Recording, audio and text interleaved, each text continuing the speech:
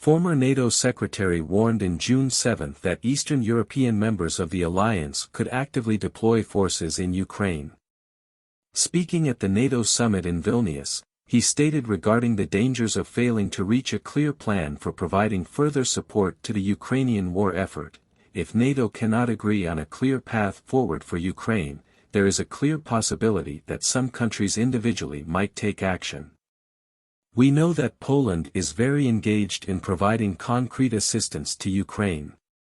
And I wouldn't exclude the possibility that Poland would engage even stronger in this context on a national basis and be followed by the Baltic states, maybe including the possibility of troops on the ground.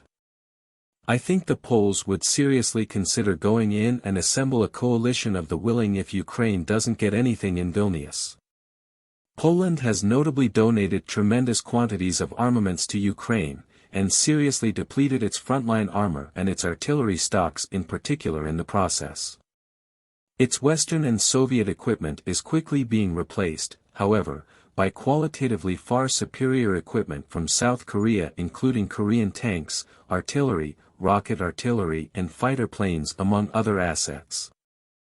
Former senior advisor to the U.S. Secretary of Defense reported the presence of an estimated 20,000 contractors from Poland playing key roles in the war effort, including in frontline positions such as Bakhmut. Head of the Russian Wagner Group paramilitary force reported in late April regarding the deployments of large numbers of Polish forces to Bakhmut. Well-trained enemy units are now being tossed into Bakhmut.